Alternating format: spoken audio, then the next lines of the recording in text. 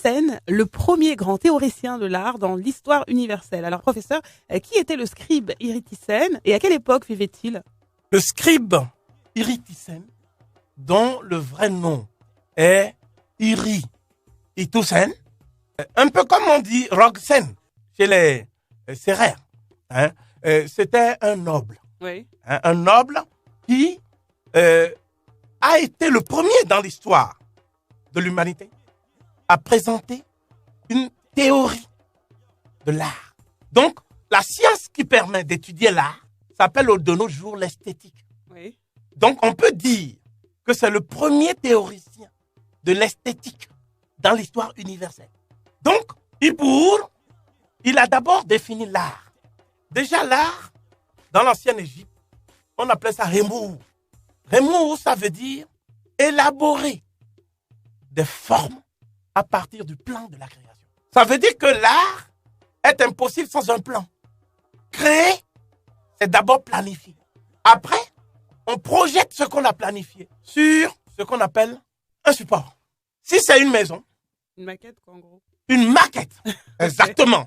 Voilà quelqu'un, Aïssa Thiam, qui me donne les mots maintenant, qui me permet d'avancer vite. Et cette maquette va donner naissance ensuite à ce qu'on appelle la mise en œuvre matérielle de ce qui a été planifié avant de devenir maquette. Donc, si c'est une maison, il faut une fondation. Il faut une superstructure. Oui. Il faut un toit. Et il faut des pièces à l'intérieur. Et tout cela ne peut être conçu que parce qu'il y avait un plan avant. Pour Iri Thyssen, ce plan n'est pas d'inspiration humaine. Ce plan est nécessairement d'inspiration divine. Parce que ce que nous faisons à travers l'art, c'est que nous reproduisons avec notre propre créativité, ce qu'on appelle notre liberté d'artiste. Oui. Nous reproduisons des formes qui avaient déjà été conçues par le démiurge au moment de ce qu'on appelle la première fois en Égypte ancienne. C'est-à-dire, les Hébreux diraient la Genèse, c'est-à-dire la création du monde. C'est depuis la création du monde, la plus grande œuvre d'art, selon Iri Thyssen, c'est l'univers même. L'univers, c'est la plus grande œuvre d'art. Donc, l'art de l'ancienne Égypte était un art cosmique. Ce n'était pas un art figuratif. C'était un art cosmique. Et qui était Iri Thyssen? C'est le premier théoricien de l'esthétique cosmique dans l'histoire de la pensée humaine. Alors, Jean-François Champollion, qui a déchiffré les hiéroglyphes au 19e siècle et que d'aucuns considèrent comme le fondateur de l'égyptologie, a écrit que l'Égypte des pharaons est le pays par excellence où l'art a atteint le sommet de la beauté et de la perfection divine. Alors, les artistes égyptiens étaient-ils sous l'emprise d'une divine inspiration, professeur?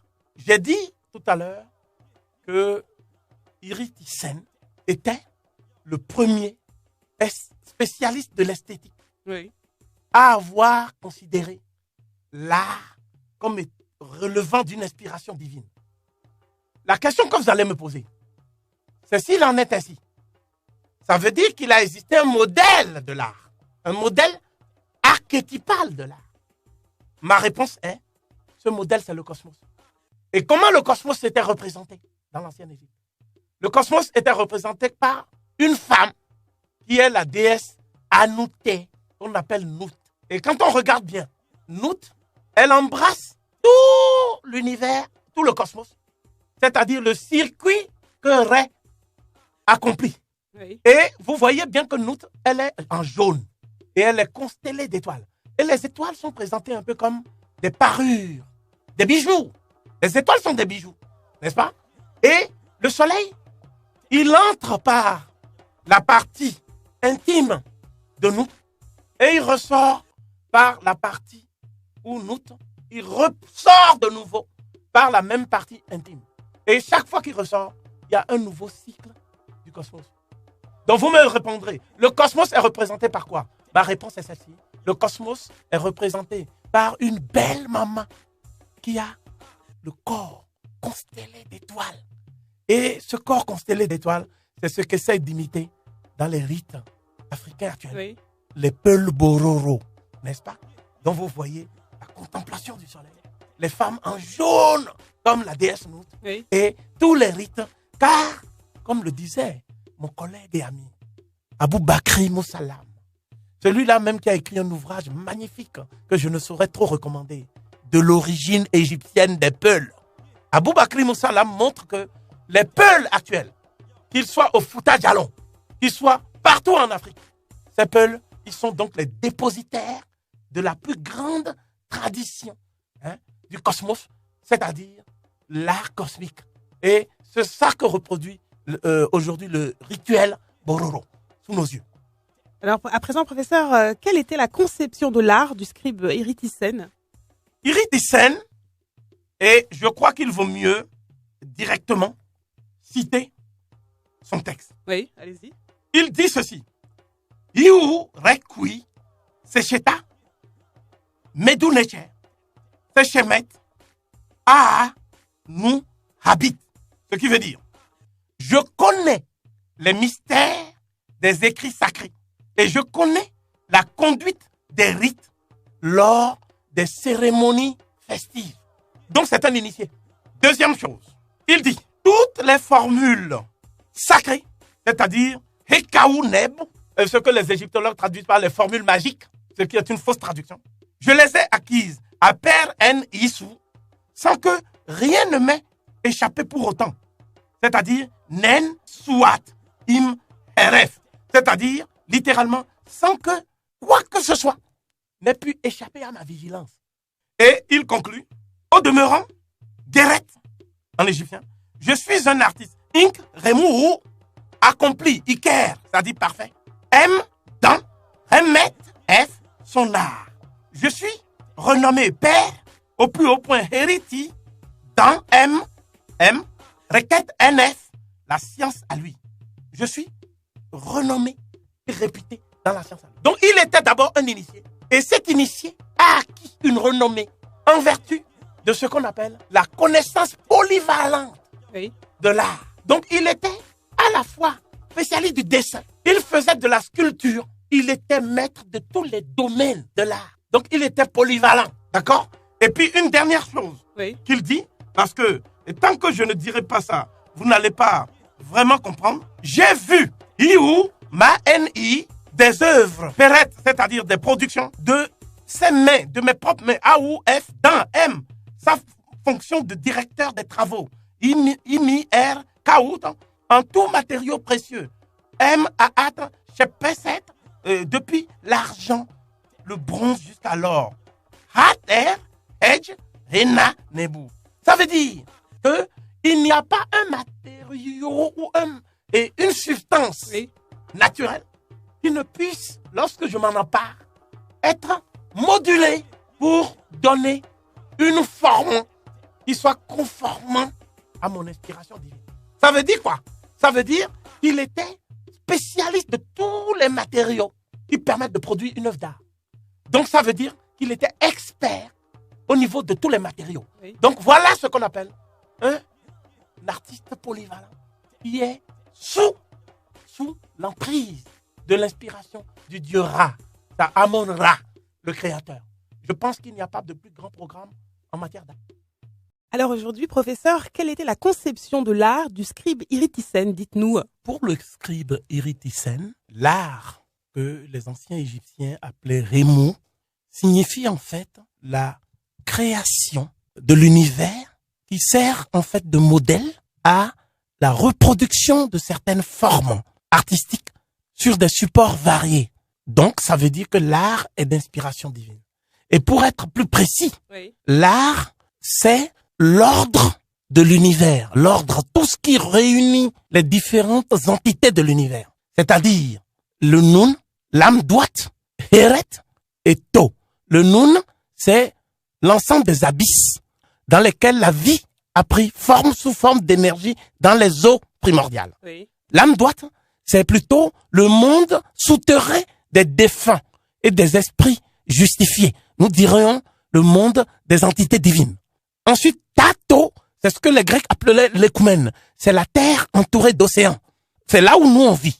Et enfin, il y a Heret, c'est-à-dire le circuit de Nout, le ciel, avec les étoiles, les constellations et tous les astres que nous connaissons. Donc, je dirais le monde astral. Tous ces mondes sont réunis par une seule et même énergie. Et cette énergie, c'est ce qu'on appelle l'équilibre, la rectitude, la droiture, etc. Et c'est la déesse Maat. Donc c'est Maat qui est en fait la première artiste de l'univers. C'est Maat qui garantit la création dans sa stabilité pour qu'elle ne retourne pas au chaos ou au néant. Donc ça veut dire que pour Irit Thyssen, il y a ce qu'on appelle un secret dans l'art. Et ce secret-là, c'est ce qu'il appelle effectivement l'ouverture, ce qui permet l'ouverture, c'est-à-dire Upu Her en égyptien. C'est-à-dire, il y a des clés pour s'ouvrir à l'univers comme modèle. Et c'est ce modèle que les artistes vont reproduire.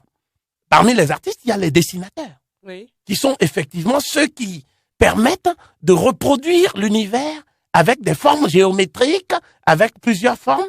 Donc les Égyptiens étaient des spécialistes de ce qu'on appelle le pavage et la discrétisation, c'est-à-dire la métrologie, la mesure dans le dessin.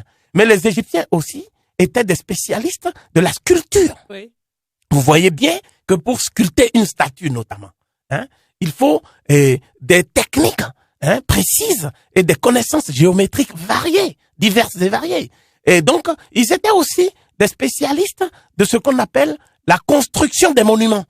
Donc, vous voyez l'interférence maintenant entre l'art et l'architecture. L'architecture, c'est tout simplement l'art comme construction dans des volumes. Donc, les Égyptiens créaient des monuments, créaient des temples, créaient un certain nombre de choses, mais il n'y avait pas que des architectes de métier au sens occidental étroit du terme. Mais ces architectes devaient être en fait polyvalents et être des artistes en même temps. C'est tout cela qui constitue la conception de l'art du scribe Irit Thyssen, et c'est ce modèle de l'art qui va inspirer par la suite les Grecs. Donc les Grecs vont précisément restituer à leur manière, bien sûr, parce que on aura noté que les Grecs n'ont jamais construit de pyramide. Nous parlons simplement de certaines réalisations comme l'Acropole, le Parthénon, etc., qui sont des merveilles qui enthousiasment, qui peuvent enthousiasmer aujourd'hui les touristes qui vont en Grèce. Mais les Grecs eux-mêmes ont dit quelque chose que je dois préciser à la fin de cette séquence, cette réponse. Et les Grecs ont dit que, en fait, ils sont des imitateurs serviles des Égyptiens qui eux-mêmes avaient déjà atteint le sommet de la divinité dans l'art. Je pense que les Grecs ne pouvaient pas parler par distraction et par plaisir de flatter l'ego des anciens Égyptiens responsables de la civilisation pharaonique. Mais tout le monde admet de bonne foi, tous les spécialistes admettent de bonne foi que personne n'a atteint le niveau de perfection de l'art. Là où les spécialistes sont dubitatifs, c'est quand on dit que les mêmes Grecs qui ont affirmé cela et qui ont séjourné en Égypte, qui ont vu de leurs yeux, donc c'était des témoignages oculaires, ce n'étaient pas des témoignages de deuxième main. Les anciens Égyptiens ont rapporté que ces Égyptiens-là avaient la peau noire et les cheveux crépus. C'est sur ce seul point qu'il y a discussion, parce que depuis, les Noirs ont perdu la suprématie et ne sont plus qu'un peuple dominé. C'est la raison pour laquelle on ne veut plus admettre leur rapport à la civilisation universelle qui demeure irremplaçable. Peut-on avoir une idée précise des compétences exigées d'un artiste de génie en Égypte pharaonique? Dites-nous, professeur. Il va de soi que lorsqu'on parle de génie, je dois dire quelle est la différence entre le génie et la folie. En fait, la folie, c'est le fait de dépasser les normes, mais en s'opposant aux normes. Donc c'est pour ça qu'on dit que le fou est anormal, c'est un A privatif. Mais le génie, c'est quelqu'un qui est un fou, mais qui n'est pas anormal, en ce sens qu'il est hors norme. C'est-à-dire, il ne s'oppose pas aux normes, il les transcende. C'est ça un génie. Et donc, pour être génie en art, il faut d'abord connaître ce qu'on appelle les secrets et les mystères de l'art. Donc, Irit Thyssen nous dit ceci en égyptien hiéroglyphique. Iou rekui, c'est cheta, en, medunecher, c'est chemet, aha, nous, habite. Ça veut dire, je possède les secrets et les mystères des écrits et des initiations sacrées, des formules sacrées. Lesquelles formules me dictent ma conduite à travers les fêtes, les rites, à travers les cérémonies ritueliques. Je suis celui qui entrevoit la création de l'univers par le démiurge et à partir de la façon dont le démiurge a créé l'univers par 3 phases fondamentales. La première, c'est la phase de la conception. C'est pour ça qu'on dit que la création s'est faite à l'image de la femme qui conçoit. Donc la conception. La deuxième phase, c'est la phase de l'identification par le nom. On va nommer l'être qui est créé. Oui. On va lui donner son nom. C'est-à-dire, on va l'identifier. C'est ce qu'on appelle la phase de la parole efficace. Et que les autres, c'est-à-dire les chrétiens, les musulmans, appellent le verbe créateur. Et la troisième forme, c'est la forme de l'incarnation. C'est-à-dire, ce qu'on a nommé devient maintenant, automatiquement, un être complet, vivant, qui est coulé dans la matière. Si c'est une statue, on voit que c'est une statue. Et on sait à quoi ressemble cette statue. C'est ça le nom de Toutankhamon. Le pharaon Toutankhamon s'appelle en fait Tout-Ankh-Amen, qui veut dire l'image vivante d'Amon, l'image vivante du dieu d'Amon. Donc on voit que c'est le dieu Amon qui a servi de modèle archétypal pour restituer le pharaon à travers la matière de diorite noire et les accessoires sont dorés. Donc on voit que le pharaon est en fait l'incarnation du dieu Amon. Donc le dieu Amon comme ancêtre éponyme qui s'incarne par son cas divin dans une statue qui est celle du pharaon Toutankhamon. Voilà donc, je prends une sculpture célèbre, oui. Celle qu'a exhumée Howard Carter dans la tombe de Toutankhamon. C'est vrai qu'il bénéficiait un peu de l'aide financière de Lord Carnarvon. Et on a parlé d'ailleurs de malédiction de Toutankhamon parce que beaucoup de gens sont morts à la suite de cet épisode. Eh bien, il faut savoir que le pharaon lui-même, sa statue est une œuvre d'art. Mais le pharaon lui-même, c'est quelqu'un qui a d'abord été conçu par la divinité.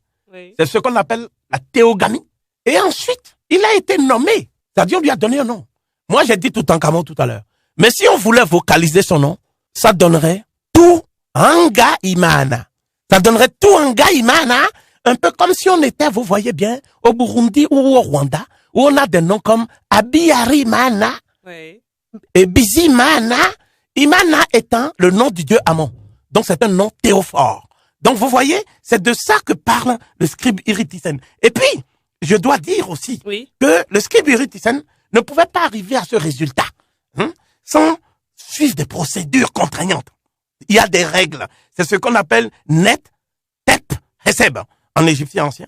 Et ces règles conduisent justement chaque artiste, selon la spécialisation qu'il va suivre après son initiation, n'est-ce pas, à maîtriser, si vous voulez, des techniques précises sans lesquelles une œuvre d'art ne peut pas aboutir à son achèvement. Si je dois donc résumer ce que je viens de dire, je dirais que pour être un artiste parfait, il faut d'abord avoir une inspiration divine. Cette inspiration ne peut venir que de ce qu'on connaît la création dans son intimité par les initiations royales ou les initiations données aux grands scribes. Ensuite, on va concevoir l'œuvre d'art sous la forme d'un plan. Il faut partir d'un plan. Tu ne peux pas directement comme ça produire la Joconde. Il faut un plan. Encore que la Joconde soit un peu, bon, elle louche un peu. Mais il faut un plan. Ensuite, quand tu as le plan maintenant, il faut mettre le logos, c'est-à-dire le discours, le verbe, c'est-à-dire la théorie, ce qu'on appelle théorie. Et à la fin, il ne faut pas seulement la théorie aussi. Il faut que tu passes à la pratique. Et la pratique va t'emmener maintenant à ce que j'appelle la phase d'incarnation de l'œuvre d'art. Et c'est à partir de ce moment-là que toute œuvre d'art qui a suivi les procédés contraignants dont je viens de parler, c'est ça qu'on appelle un chef-d'œuvre. Un chef-d'œuvre. Je n'ai pas dit hors d'œuvre. Vous voyez? Donc c'était ça la démarche du scribe Iritisen, techniquement parlant. Dans sa célèbre stèle, conservée au musée parisien du Louvre, le scribe Iritisen écrivait « Je suis un artiste accompli dans mon art et renommé au plus haut point dans ma science ». Alors, quelle différence faisait-il entre son art et sa science, professeur? L'art, c'est justement remou, qui veut dire la reproduction à la suite d'une inspiration divine, d'un chef-d'œuvre dont on a pris le modèle dans la création de l'univers. Et puis ensuite, c'est en cela que l'art a pour origine une inspiration démiurgique, c'est-à-dire démiurgos en grec, Ça veut dire celui qui met de l'ordre Oui. dans le monde. Et donc, effectivement, un grand artiste doit être d'abord un démiurge. Ensuite, il doit connaître les 3 phases de la création de l'univers. Oui. La phase de la conception, la phase de l'énonciation, c'est-à-dire l'identification de l'être conçu ou de l'objet conçu, et la phase de l'incarnation. Bien, une fois qu'il a fait ça, Oui. il doit connaître aussi l'inspiration de la liberté de la créativité. Il faut quand même qu'il ait une créativité. Il ne faut pas reproduire textuellement ce que tu as vu. Non, Ça s'appelle du plagiat, n'est-ce pas? Ou de l'imitation servile, pour être gentil. Donc, ce qu'il faut faire, c'est innover. Oui. Et c'est dans cette innovation que se trouve le génie.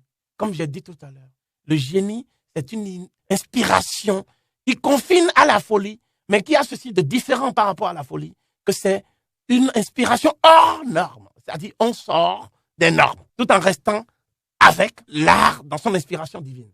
C'est ça, donc, l'art d'Irit Thyssen. Maintenant, vous me le demandez, sa science, c'est quoi? Oui. La science d'Irit Thyssen, c'est l'ensemble des procédures contraignantes et des règles qu'il doit faire, utiliser pour accomplir son chef-d'œuvre. Donc, qu'il me soit permis de décliner quelques phases de ce processus. Voilà, ce processus. Allons-y, professeur. La première phase, c'est l'observation. Il n'y a pas d'artiste de génie qui ne sache pas observer. Quand je dis observer, c'est l'observation du monde qui l'entoure. Voilà, c'est ça un grand génie, artiste génial, un artiste génial. C'est ça qui différencie en fait un artiste génial d'un artiste laborieux, qui fait son travail pour avoir un peu d'argent. C'est ça la différence. Parce que l'artiste génial, lui, il est au-dessus de l'argent et du salaire. Il fait ça pour Dieu, pour la divinité. Il faut qu'on se comprenne. Donc, la deuxième phase après l'observation, c'est la phase où il va maintenant faire l'expérience par rapport à ce qu'il a observé. C'est-à-dire, c'est comme s'il déconstruit maintenant son poste radio. Et il met à plat toutes les pièces. Et il sait que toutes les pièces sont indispensables pour que le poste radio fonctionne. C'est ça qu'on appelle la totalité signifiante. Donc, en fait, l'expérience revient à faire une dissection de la totalité et du réel, dans la mesure du possible. Et la troisième phase, c'est la phase analytique. C'est-à-dire, il restitue la fonction de chaque pièce. Par exemple, il sait que sans les piles, ça ne peut pas marcher, à moins qu'il y ait l'électricité, qu'il y ait un courant, un conducteur, une prise.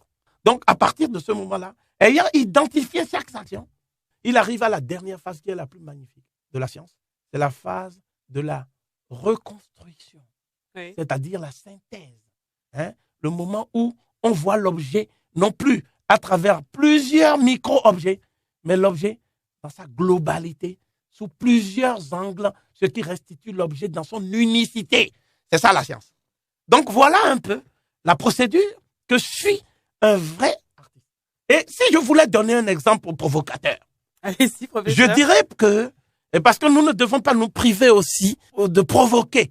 Provoquer, en fait, c'est rendre possible le dialogue. Ne pas se contenter d'un monologue. Picasso, oui. On lui a demandé, mais ton tableau qui plaît le plus à ceux qui t'aiment, ceux qui aiment ton art, en fait, c'est lequel? Il a dit, le tableau qui plaît le plus aux spécialistes de l'art, oui. C'est Guernica. Mais le tableau qui plaît le plus à ceux qui sentent l'art par le cœur, sans faire de théorie, c'est-à-dire l'intuition, ceux qui sentent les choses, n'est-ce pas? L'émotion, c'est les Demoiselles d'Avignon. Or, quand on regarde les Demoiselles d'Avignon, c'est l'art africain qui est en toile de fond des Demoiselles d'Avignon, puisque c'est des masques africains que Picasso reproduit à travers Demoiselles d'Avignon. Ce que je dis n'est contesté par aucun spécialiste sérieux.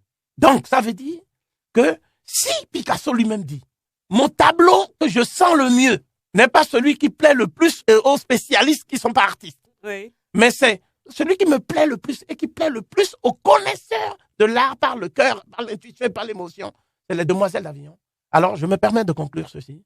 Ce qui différencie Guernica des Demoiselles d'Avignon, c'est précisément le concept africain de l'art qui est en toile de fond dans la toile, derrière la toile des Demoiselles d'Avignon. Et comme vous le savez, Paul Masson Oursel a dit quelque chose d'extraordinaire. Il a dit, c'est parce que nous ne comprenons pas le génie africain que nous le réduisons souvent à une méthode primitive et intuitive. Et je cite son passage qui est extraordinaire. Il dit ceci: méthode suspecte selon laquelle la logique des concepts fait retraite devant une logique de l'imagination et du vouloir caractéristique de l'âme primitive. En s'y prêtant, l'intellectualisme issu de Socrate et d'Aristote, d'Euclide et d'Archimède s'accommodait à la mentalité nègre que l'égyptologue aperçoit comme toile de fond derrière les raffinements de la civilisation dont il s'émerveille. Merci beaucoup, professeur. Merci beaucoup. Dans la même stèle du Louvre, le scribe Irit Isen faisait allusion à des savoirs initiatiques qui supposent la maîtrise des formules sacrées et ritueliques, tout en ajoutant la phrase suivante: « Je connais les mystères des écrits sacrés ». Alors, de quel mystère s'agissait-il et à quel écrit sacré faisait-il allusion, professeur? Quand on parle de mystère, ça veut dire c'est chez Ta, le mystère, c'est chez Taou, les mystères. De quoi parle-t-on en réalité quand on parle de mystère chez les Égyptiens? On parle de ce qui se passe dans l'invisible. Ce que nous, on appelle aujourd'hui, à la suite du christianisme, l'au-delà. Oui. Par opposition à l'ici-bas. La différence, c'est que pour les Égyptiens, il n'y avait pas d'opposition entre l'au-delà et l'ici-bas. Le monde invisible est l'autre face du monde visible. Le monde invisible est invisible parce que c'est limité par nos sens. Nous avons des sens qui nous permettent de percevoir, oui, n'est-ce pas, le monde. Mais au-delà de nos sens, il existe, je dirais, un sixième sens qui permet d'entrer en relation avec l'énergie, le monde visible. Je donne un exemple. Les Occidentaux pensent que tout se passe au niveau des phénomènes, c'est-à-dire ce que nous voyons est la matière. oui. Mais en fait, si c'est le cas, est-ce que nous voyons l'air? Non, on ne voit pas l'air. Mais est-ce qu'on respire? Oui. Donc on ne peut pas dire que l'air n'existe pas. Eh bien, c'est de la même chose. L'énergie n'est pas forcément d'ordre phénoménal. L'énergie est d'ordre ondulatoire. Ce n'est pas forcément corpusculaire, c'est ondulatoire. Ça veut dire que l'énergie est ce qui se met en dessous de la matière organique que nous voyons. D'accord? Donc s'il en est ainsi, oui, ça veut dire que le monde invisible dont je parle, il est invisible pour nous. Mais il n'est pas invisible pour le Créateur qui a une vue panoramique du monde que nous on appelle invisible et du monde visible. Que se passe-t-il dans le monde invisible? Ce qui se passe dans le monde invisible, c'est ce qu'on appelle les mystères d'Osiris. C'est qui Osiris? Donc d'abord son vrai nom, parce qu'on n'a pas idée d'appeler une divinité africaine noire Osiris, n'est-ce pas? Donc son vrai nom c'est Wosire. Wosire. Et Wosire, ça veut dire le Dieu puissant qui veille sur le trône. C'est ça Wosire. Et c'est le trône du Créateur Ra sur lequel Wosire veille nuit et jour. Et Wosire va être maintenant en opposition binaire, oui, ce qu'on appelle la dualité cosmique, avec Seth. C'est qui Seth? C'est un être qui est roux ou rouquin, qui est représenté comme un animal, une sorte de renard albinoïde, qui a la queue dressée comme manifestation de sa puissance colérique. Et Seth, c'est exactement celui que les Dogons appellent Yurugu, le renard pâle, dont parle Ogotemeli à Marcel Griol et dont Marcel Griol rencontre. Or, Seth, c'est ça qui va donner dans les religions révélées Satan, qui va donner chez les musulmans Shaitan. Mais la différence entre Seth et Shaitan, c'est que les religions révélées ont diabolisé, alors que Seth, c'est le frère jaloux d'Osiris. Osiris, lui, il n'est pas rouquin. Il est noir, tellement noir, qu'on l'appelle l'Osiris le noir. Et sa sœur de cœur, épouse Aïssata, Isis, s'appelait Aset Kemet, c'est-à-dire la femme noire, l'épouse noire, comme un Wolof, l'épouse noire, c'est comme ça qu'elle s'appelait. Et c'est donc Osiris qui sera victime de la jalousie de Seth, qui va introduire le mal dans la création. Donc il ne va pas crucifier Osiris, mais il va le mettre dans une sorte de caisse qui préfigure en fait les premiers cercueils. Et il va le découper en 42 morceaux. Et un morceau ne sera pas retrouvé. C'est le membre viril d'Osiris. Malgré tout ce que Isis va faire avec sa sœur, épouse de Seth néanmoins, qui, elle, est la douceur opposée au caractère colérique de Seth. Mais Seth avait aussi une faculté, c'est qu'il était stérile. D'où le fait qu'il a dissimulé le membre viril d'Osiris, parce qu'il ne voulait pas la naissance d'Horus. Il ne voulait pas qu'Osiris ait une naissance. Donc, ces différents morceaux d'Osiris seront en fait remis ensemble. C'est ça le rituel de la momification. C'est la réunification des morceaux dispersés d'Osiris, parce qu'il les a éparpillés partout aux quatre coins du Nil. Pour être sûr qu'on ne retrouverait pas les morceaux.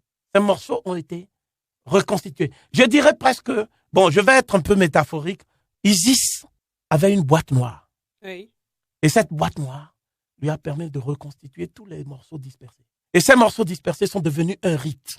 Et ce rite-là, quand on dit qu'il faut réunifier le corps de ce qui a été séparé, ce rite-là peut être remis au goût du jour pour l'Afrique. L'Afrique a été divisée, l'Afrique a été séparée, il y a aujourd'hui 53 enclos coloniaux. Donc il faut remettre tous ces enclos coloniaux ensemble. C'est le rite d'Osiris. Et c'est ce rite-là qui est au cœur du mystère. Et l'autre élément fondamental du mystère, c'est ce qu'on appelle la colonne vertébrale d'Osiris. Oui. Il faut la redresser. Sinon, Osiris ne sera jamais debout, même si on prend les différents corps éparpillés. C'est ça qu'on appelle le pilier Djed. Le pilier Djed, c'est-à-dire la reconstitution du pilier Djed d'Osiris. C'est pour ça qu'autour du pilier Djed, il y a toujours deux femmes. Il y a Nabintou, c'est-à-dire Nephthys, et il y a Aïchatou, c'est-à-dire Isis. La morale de cette histoire que je viens de vous raconter, c'est que au cœur du mystère d'Osiris, il y a ce qu'on appelle les femmes, la mère idéale qu'est Isis, l'épouse idéale qu'est Isis, la sœur idéale qu'est Isis. En fait, la femme, ça doit être ta mère idéale. Ta sœur idéale est ton épouse idéale. Et la nourrice aussi. C'est-à-dire celle qui n'a pas la chance d'avoir eu elle-même une descendance. Oui. Parce que son mari était stérile. Mais ce qui est remarquable, malgré les crimes de Seth, Nephthys va tout faire pour que Seth ne soit pas à son tour, disons, démembré et supplicié. Mais qu'il y ait une réconciliation entre le fils qui va naître par l'anticipation de ce qu'on va appeler plus tard l'immaculée conception. C'est-à-dire la génisse que le dieu Ra envoie sur le ventre d'Isis pour faire naître Horus. Et cette naissance-là nous montre un peu que les Égyptiens anciens sont ceux qui ont fini par donner la structure des contes merveilleux initiatiques. Parce que le conte merveilleux le plus initiatique que je connaisse, c'est cette histoire d'amour extraordinaire entre notre maman Aïssatou, Isis, et notre père supplicié, défunt, mais qui a ressuscité à travers son fils Horus, que nous appelons donc Yoro ou Yoru. Hein? C'est donc un conte qui finit bien. Comme on dit souvent, ils eurent beaucoup d'enfants. Mais avant d'avoir beaucoup d'enfants, il fallait d'abord avoir un enfant. Et cet enfant, c'était Horus. La dernière question que je vais vous poser, quelle est la contribution du scribe Irithyssen à l'histoire universelle de l'art? Alors dites-nous tout, professeur. L'art, c'est la plus haute inspiration de l'intelligence humaine dans ce que j'appelle les réalisations du cœur. Oui. Les anciens Égyptiens, si je devais résumer, je dirais que ce sont des êtres humains africains noirs qui considéraient que la source de tout ce qui est de l'ordre de l'intelligence dans cet être divin incarné qu'est l'homme et qui est matérialisé dans trois entités. Le Ka, c'est-à-dire la force vitale transcendante qui permet de capter l'énergie de Ra. Le Ba, c'est-à-dire l'âme volatile qui est le double du corps physique et qui se détache du corps physique pour aller rafraîchir l'esprit de le défunt. C'est pour ça que c'est comme un oiseau à tête humaine qu'on appelle Rametu et que vous connaissez dans les mythologies wolof. Et puis enfin, il y a le Ak, Aku. C'est représenté par un oiseau qui a une crête qu'on appelle l'ibis à crête. Gardiner appelle sa crête ibis. Et c'est donc un oiseau brillant qui représente l'esprit lumineux et impérissable du défunt, qui permet au défunt de passer à l'état de divinité, ce que les anciens Égyptiens appellent Néter. Donc, si ces trois entités sont en mesure de fusionner, c'est grâce à une entité qui est la source de toutes ces entités, qui est le Ib, c'est-à-dire le cœur. Le cœur comme siège des intentions, des émotions, des affections et des passions. Vous voyez, c'est-à-dire qu'un être humain peut très bien tuer un être humain sans avoir eu l'intention de tuer. C'est le cas souvent quand on est en situation de légitime défense. Un être humain peut avoir tué après avoir prémédité son crime. Les deux ne peuvent pas être jugés de la même façon parce que les deux actes qui ont été commis, qui aboutissent au meurtre dans les deux cas, les deux actes ne procèdent pas d'une même intention. De la même façon, il y a des êtres humains qui sont capables de restituer par l'émotion. C'est là où le président Senghor avait fait une erreur. Oui. Parce que le président Senghor pensait que l'émotion, c'est une forme, si vous voulez, de la raison intuitive qui est inférieure à la raison analytique. D'où sa célèbre phrase qui est devenue une sorte de bréviaire pour les nègres un peu occidentalisés, à savoir l'émotion est nègre comme la raison est hélène. Et là, quand il parle de la raison, il parle de la raison analytique et discursive. Quand il parle de l'émotion, il parle en fait de la raison intuitive par participation, qui est la forme inférieure qui a donné l'art. Mais c'est tout le contraire. En fait, la science même ne peut pas exister sans l'art. La science est un art. Nous le verrons avec le scribe Hermès. Donc c'est quand on a ces dispositions du cœur qu'on appelle ib, qu'on est capable maintenant de produire quelque chose. Donc les gens, ils disent il faut se concentrer. Hein? Nous on dit concentrer comme si c'était de la tomate concentrée. Non, c'est darib. Darib, ça veut dire maîtrise ton cœur. S'il n'y a pas la maîtrise du cœur, il ne peut pas y avoir d'œuvre d'art. Et il ne peut pas y avoir non plus de science. La science procède d'abord d'une maîtrise du cœur. Mais les gens parlent de la maîtrise de l'intelligence. Mais pour les Égyptiens, la source de l'intelligence, c'est le cœur. Le cerveau n'est qu'un ordinateur auquel le cœur donne un logiciel. Et le cerveau va traiter maintenant ce logiciel. Mais le cerveau lui-même ne peut pas, parce qu'il est un automate organique, avoir l'inspiration du cœur. D'où l'enseignement des anciens Égyptiens qui vise à former des scientifiques qui ont la disposition du cœur. Oui. Ce que les Occidentaux vont appeler plus tard la conscience. La conscience. C'est quoi conscience en fait? C'est conscience, ça dit ce qui va avec la science. Mais s'ils disent ce qui va avec la science, ils ne nous disent pas. La conscience. Donc eux, ils ont dit ceci. Ils ont dit science sans conscience n'est que ruine de l'âme. C'est Rabelais qui a dit ça. Science sans conscience n'est que ruine de l'âme. Alors, pour corriger un peu Rabelais, sa formule est géniale, n'est-ce pas? Je ne peux pas en discuter. Hein? Et je ne suis pas en mesure d'en faire une similaire. Mais pour corriger un peu ce qu'il voulait dire, parce que c'est une formule qui vient de très loin de l'ancienne Égypte, on voulait dire tout simplement la connaissance sans le cœur n'est que ruine de l'esprit. Je pense que c'est aussi beau que ce que Rabelais nous a dit, à savoir science sans conscience n'est que ruine de l'âme. Et c'est pas pour rien qu'on dit que Rabelais était un grand humaniste. Il était un humaniste parce que il a mis au cœur du projet de civilisation le respect de l'humain. En tant que l'humain est l'émanation d'une intelligence divine qui est cristallisée dans le cœur, dans les dispositions du cœur. Et c'est ça qu'on appelle l'humanisme. Et c'est de ça que parle François Domas, l'égyptologue français, dans son ouvrage « La civilisation de l'Égypte ancienne », où il y a un chapitre merveilleux intitulé « La naissance de l'humanisme en Égypte ancienne ». Donc, ce que je voulais dire, c'est qu'il n'y a pas... L'Afrique n'est pas seulement le berceau de l'humanité. L'Afrique est le berceau de l'humanisme. Vous savez bien que l'humanité peut être inhumaine, mais à partir du moment où l'humanité procède dans tout ce qu'il entreprend, dans sa vie familiale, dans sa vie artistique, dans sa vie scientifique, dans sa vie politique, dès lors qu'il procède de dispositions affectives du cœur, l'humanité devient alors une humanité supérieure. Et cette humanité supérieure, elle n'est supérieure que parce qu'elle est humaniste.